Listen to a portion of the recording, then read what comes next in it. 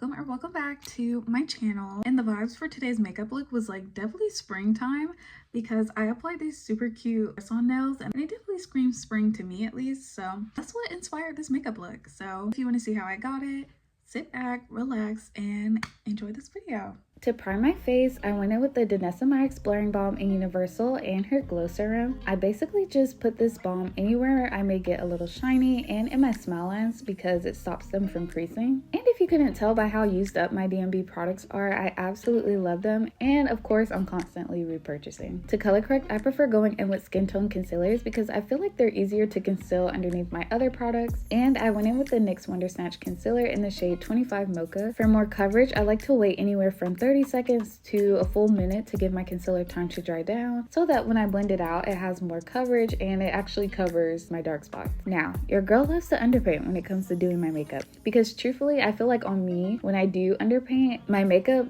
is just 10 times better. But of course, do your makeup in whichever way makes you feel the most comfortable because this is a judgment-free zone. I'm just here to show you what I like to do. I took the Fenty Beauty Match Stick in the shade Truffle and I applied it around the perimeter of my face and on my nose because I feel like you can never go wrong with a little bronzer on the nose. I followed that with my latest pink blush obsession, the H&B Cosmetics Glossy Skin Blush Tint in the shade 03, and I love a more lifted look when it comes to my blush placement, so I also take it a bit under my eye as well. For concealer, I use the Fenty Beauty We're Even concealer in the shade 370N, and while I let that sit for more coverage, I go in with one of my favorite affordable foundations, Maybelline's Lumi Matte, and I use the shade 350 in case we're shade twins. It wears so nicely throughout the day, and even though it's partly matte, it's not like one of those drying mattes that feels tight and uncomfortable on the skin. And I mean, just look at how nicely it blended out. I definitely recommend checking it out if you haven't already. And to make sure there's no harsh lines after I blended out the foundation, I go back in with my bronzer to clean up those edges. And staying on track with that lifted technique I like to use, I blended my concealer upwards and out. Now, your girl also does really love a bright under eye, so I did go in with another concealer. This one is the Patrick Ta concealer in the shade Medium Neutral 2. I've only recently gotten this because all the makeup babes were raving about this, so I'm still testing it out to make sure I really like it before recommending it because it is on the higher end when it comes to concealers. And just how I added my cream bronzer to clean up those edges, I took my blush brush and married my under eye to my cheek. I didn't record me setting my face, but if you wanted a more in-depth tutorial of how I like to set, I can totally film that for you guys. But I took the Jordana Tisha Set and Brighten Duo in the shade Half Baked to set not only under my eyes, but all over my face. I also used the powder bronzer from their bronzer duo, which features a cream and powder to re-enhance that cream bronzer that I applied prior. Moving right along to powder blush, I've recently been obsessed with the Huda Beauty blush filter palette in the shade Baby Pink. Like, these shades just look so good on the cheek, and I haven't seen one person who hasn't been able to pull off this blush. To bring a little extra color back into my base, I went in with my trusty One Size Boucle Silk finishing powder in Dark Deep in the areas that I applied my foundation to. And for this to be talc free, this is so blurring. To melt all my powders together and make my makeup look more skin-like and lively, I went in with the MCO Beauty Miracle Flawless Setting Spray. I think this is an okay setting spray, but I'm really just trying to project pan on a lot of my beauty products, and I'm almost done with this one, so of course I'm going to keep using her. And like I mentioned before, I love a bright under eye, so I took the Jordana Tisha Pressed Brightening Powder from their duo and blended it between my under eye and my blush to brighten and soften the edges a bit more. Last but not least, I had to add some highlighter to this glam. So on my nose, I used the LYS highlighter stick in the shade Genuine, definitely one of my favorites. And on my cheek, I used the Fenty Beauty's Kilowatt highlighter in What a Brat. And this is what my makeup is looking like. I think it came out super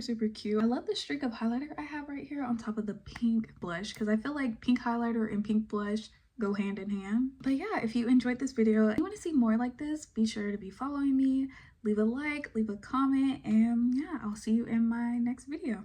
Bye, babes. Shorty rock to the beat for your boy. Shorty, yeah, yeah, yeah. Rock to the beat for your boy. Pretty on killer. Yeah.